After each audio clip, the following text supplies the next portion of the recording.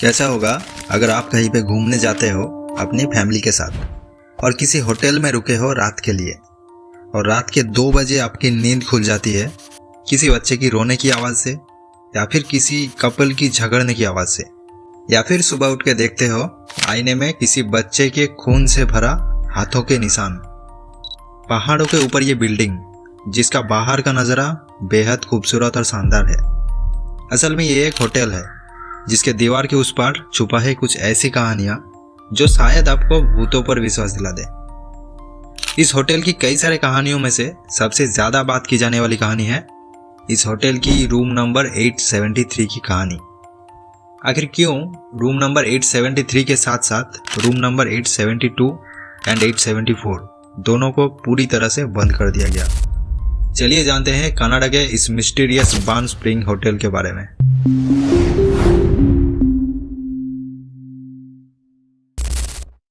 कहानी की शुरुआत होता है साल 1885 में, जब कनाडियन पैसिफिक रेलवे यानी सीपीआर कंपनी ने कनाडा का फर्स्ट ट्रांसकॉन्टिनेंटल रेलवे बनाने का काम खत्म करते हैं, जिसके जरिए east Canada and west Canada के बीच ट्रांसपोर्टेशन और भी आसान हो जाता है।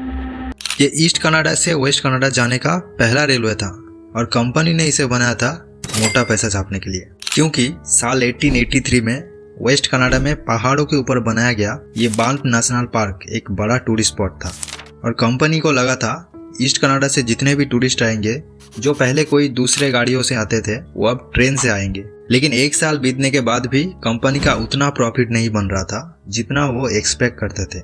इसलिए साल 1886 में कंपनी ने टूरिस्ट अट्रैक्शन बढ़ाने के लिए बान्फ नेशनल पार्क के अंदर ही एक आलीशान होटल बनाने का सोचा और इसके ठीक 2 साल बाद ये बनकर तैयार भी हो गया। 1 जून साल 1888 में इसे टूरिस्ट के लिए ओपन कर दिया गया।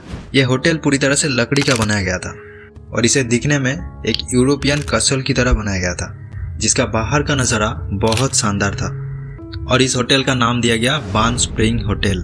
बान्फ नेशनल पार्क के अंदर एक हॉट स्प्रिंग है जिसे देखने के लिए टूरिस्ट यहाँ भीड़ जमाते थे, तो उस हॉट स्प्रिंग से इसका नाम दिया गया स्प्रिंग होटल। ये एक 5 स्टार होटल था और कंपनी का टारगेट था अमेरिका का पैसा वाला टूरिस्ट। ये बनने के बाद कंपनी को रेलवे और होटल दोनों से प्रॉफिट हो रहा था और कुछ ही दिनों में हॉट स्प्रिंग की तरह ये होटल भी एक टूरिस्ट अट्रैक्शन बन गया इसका यूनिक डिजाइन की वजह से।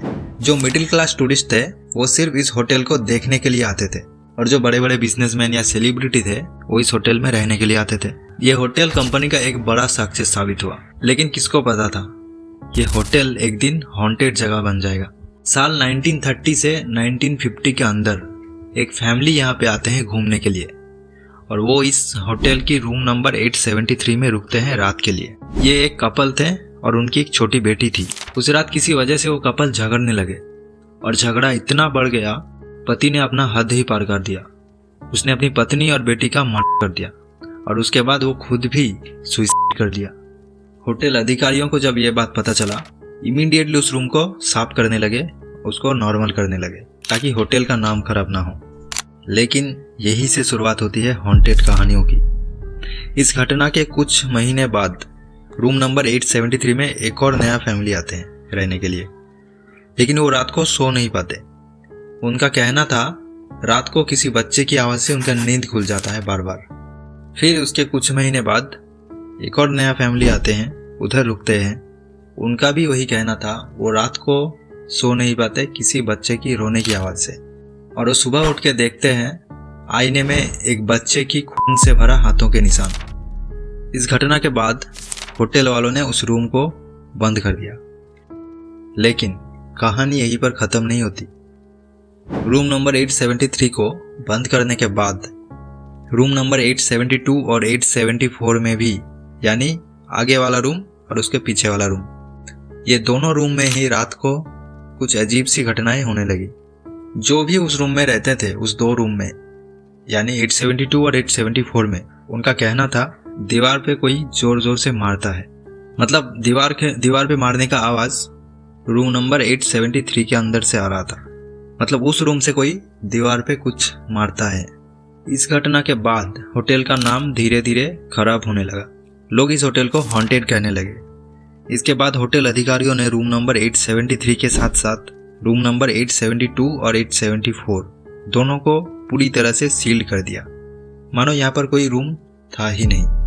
अगर आप कभी बान स्प्रिंग होटल घूमने जाते हो तो देखोगे रूम नंबर 872, 873, 874 नहीं दिखेगा। दोस्तों, बान स्प्रिंग होटल पूरी तरह से लकड़ी का बनाया गया था और साल 1926 में किसी अनजान वजह से उस होटल में आग लग जाता है और वो पूरी तरह से बर्बाद हो जाता है। लेकिन इसके 2 साल बाद 1928 में इसको फिर से बनाया गया और इस बार लकड़ी से नहीं, स्टील और पत्थर से बनाया गया और इसका नाम दिया गया कासल इन रॉकीज। और साल 1999 में फेयरमाउंट होटल्स एंड रिसोर्ट इसको खरीद लेते हैं और इसका नाम रखते हैं फेयरमाउंट बान स्प्रिंग होटल। दोस्तों, ये रूम नंबर 873 की घटना साल 1930 के बाद, यानी जब यह होटल पत्थर का बनाया गया था दोबारा से, उसके बाद। और रूम नंबर 873 को छोड़ के भी और भी कुछ घटनाएं हैं जो इस होटल को हॉन्टेड बनाती है, जैसे कि घोस्ट ब्राइड या सैम नाम का एक बेल बॉय जिसका आत्मा आज भी बेल बॉय का काम करता है। इन सब के बारे में किसी और वीडियो में बात करेंगे। दोस्तों, आप अगर कभी बान स्प्रिंग होटल जाना चाहते हो घूमने के लिए तो शायद आपको इसकी महंगाई के बारे में सोचना पड़ेगा। वैसे तो इस होटल में एक रात रहने की कीमत 500 कनाडियन डॉलर होता है, लेकिन पीक सीजन में, यानी अगर आप गर्मियों में जाते हो छुट्टियां मनाने के लिए, तो इसके लिए शायद आपको $1000 भी देना पड़े। 6 जून 2024 में ट्विटर में जायंट ब्लू रिंग नाम से किसी ने पोस्ट किया था। उस टाइम पे बान स्प्रिंग होटल में एक रात रहने की कीमत $1000 नहीं, $4300 थी। शायद उस रात कोई सेलिब्रिटी वहां आने वाले थे या फिर वो कीमत किसी प्रीमियम रूम के लिए थी, ये तो नहीं पता।